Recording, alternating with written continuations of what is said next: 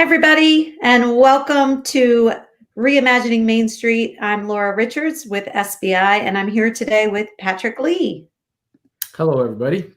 Today, we're gonna talk about our theme, which is taking on Amazon and taking it on for real.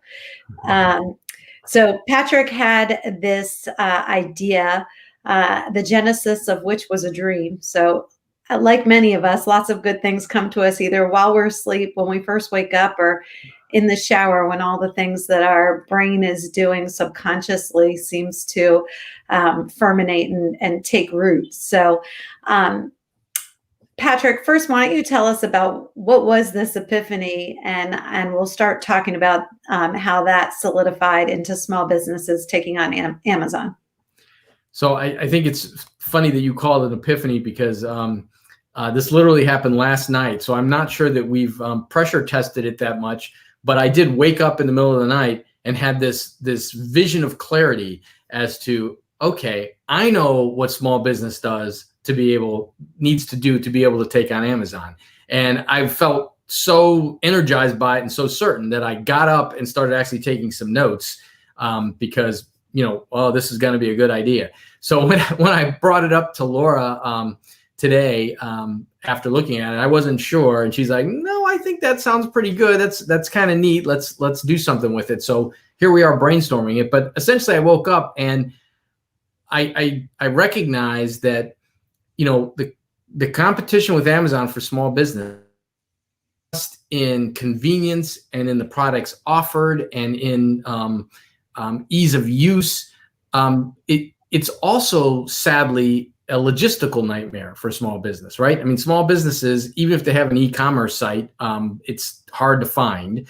And they're limited in what the scope that they're looking out to. And in fact, it turns out that, Amazon owns the means of distribution. So their whole logistical system is being used to have small businesses use Amazon in order to get their products out to folks, and Amazon taking a cut. So that's one of those situations where, as a small business owner, your main distributor is your main competitor and you're helping to fund them. Not a real good system.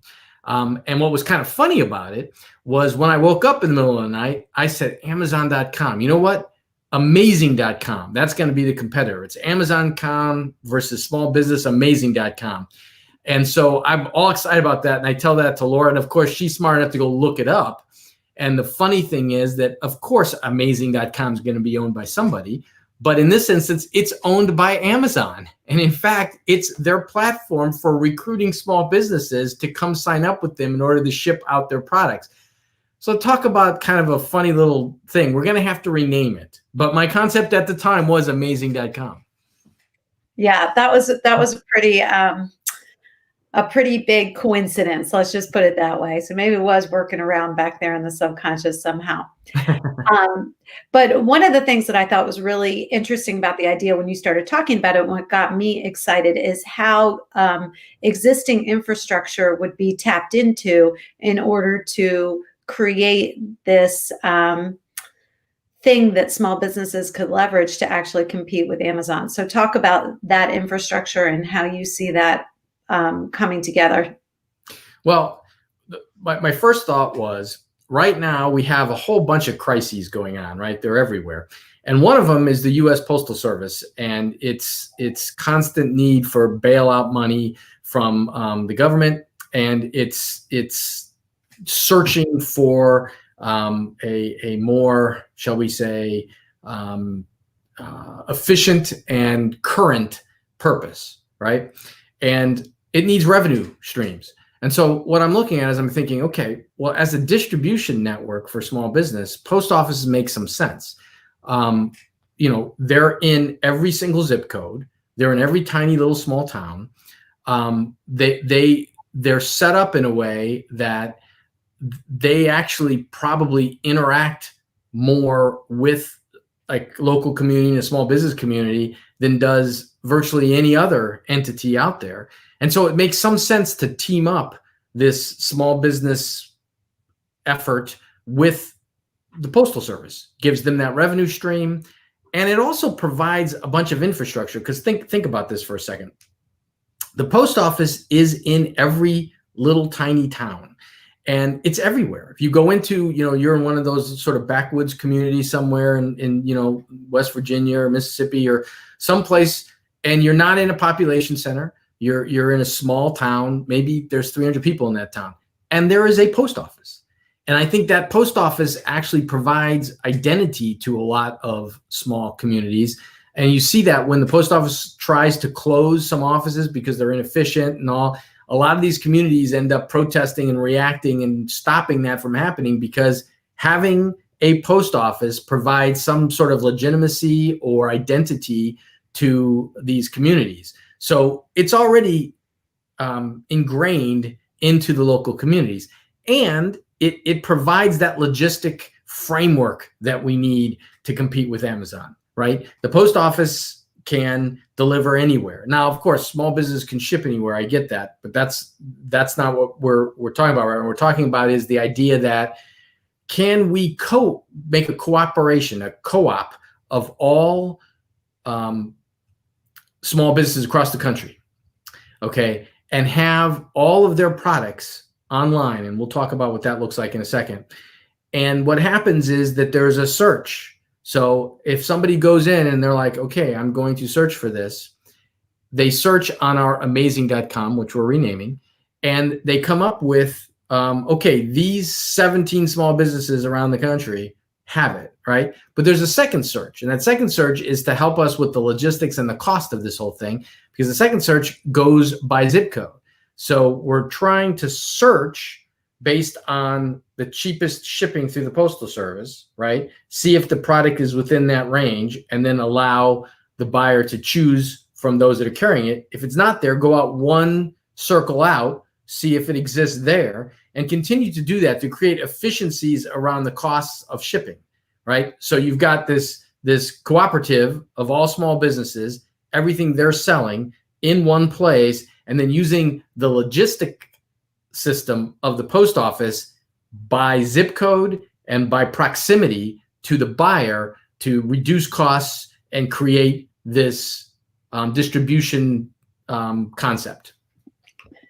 So, Patrick, one of the things that I thought was cool about your idea as well was that you had a couple of examples of both national companies and then, local client who had done some sort of similar pieces of this. So why don't you talk about some of those? So there were two specific examples, because when we look at that, we say, okay, so you've just basically told us how to ship things economically. Okay. I think we've kind of figured that out, and I'm not sure that we have, but I'm with you. I get that. But there's a couple of examples of how this could be built. One of which was American Express's small business open platform. And in that platform, they make all this effort to reach out to small business and to basically create economies for the small business owner. And I think their efforts were very interesting. I was very interested in what they were trying to do. They even created, in some instances, some barter exchange and some very unique types of ways in which to try to take small business and have them create a functional network of small business. I'm not sure it's worked out exactly the way that benefits small business, and I'm not sure that it's worked out the way they envisioned, but it shows you the scope of what could be attempted. So I'd like to take something like that small business open concept and say that's what we're going to base this whole thing on. So every single business that wants to be part of Reimagining.com, which once again we're renaming, everyone that wants to do that goes through whatever the membership piece is to be part of that, and then they upload all their SKUs for all their products and everything up into this small business open piece, right? And that becomes the searchable network of all of these different products from all these different vendors, very similar to what Amazon does, obviously. And then the search is first find the product that somebody's looking for, then narrow it down so that we begin that distribution piece again through the Postal Service to reduce cost and make this potentially functional. Say, okay, that's interesting. Is there any proof, if you say that, American Express tried this with Open, it didn't quite do what it was due, do you have a proof of one that did? And I will say this, I actually have a client who is a owner of an awards production company. And that company does trophies and banners and plaques and, the tchotchke type of thing. And they are part of a buying group of 60 similar companies throughout the United States. And these 60 companies have banded together in order to give themselves more buying power, right? So that they have that opportunity to compete in a way that their suppliers are giving them better deals and all. So they banded together to create this conglomeration of 60. And then they decided, okay, if we're going to do this, we should make this co-op more than just our buying power. We should make the co-op benefit us all as a bigger entity. Let's combine our resources, become bigger. So they decided to create a website, an e-commerce website that took all of the different folks in it and let them sell all their products through this generalized website. And it worked exactly like that. Every one of the members who wants to be part of it, it's very nice technology laid out the way that you would search and all. They search for products. Whoever carries that product pops up. Then there's a price and a location-based search parameter so that folks can decide which one they're going to buy from. The only thing required by the members is all those who are going to participate have to upload all their SKUs and all their products up into this site, and then it breaks them out that way. There's also, of course, links from the main site to an individual company that's part of that if some shopper wants to go and locate that way. So between those two, it seems like the technology is probably doable, if not already in existence, without having to invest and replicate necessarily everything that Amazon's done to build its empire. Well, it was interesting as well to watch kind of the direction that some businesses like Pitney Bowes, for example, you sent me over their new, they've rebranded as pirateship.com. That was really cool. That's a really neat website. So when you saw it, what did you think? I mean, once you looked at it, what was your immediate impression? My first impression was, great. I'm not going to get hosed as a small business needing to ship packages because I can now have the buying capability of being a larger organization. When I worked in corporate America, they always had their own FedEx rate or their own UPS rate or their own whatever, because they shipped in bulk, USPS rate. So my understanding of what I looked at Pirate Ship was you're leveraging group buying of postage in order to get lower rates. Yeah. And what I liked about it, and the way that came about to even find that, is that when I first had this idea and I was just talking to some folks about it, one of the very first things that got pointed out to me was the improbability of getting any sort of cooperation from the U.S. Postal Service under the current political climate and all that. And that's totally valid. And so, I was thinking about it, and I said, well, I wonder if there's a way that there's something we don't even know about that commercially, it's always easier if business is involved. It's always easier if there's a good deal, then people get interested. Your investors show up, your partners show up, and there you go. So I was like, I wonder if there's already something in the commercial side that is similar to what I'm talking about. And one of the people there goes, have you ever seen pirateship.com? I'm sorry, I'd never even heard of it. I was thinking it was like a thing for kids or something, right? So we go to pirateship.com, and it's very well laid out. It shows you how simple and how well thought out the shipping options are and how you can save money and be very efficient and all.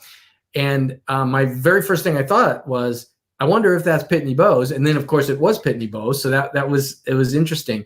But there are other reasons, which I think we'll talk about in a second, why the post office provides some infrastructure things that are very unique.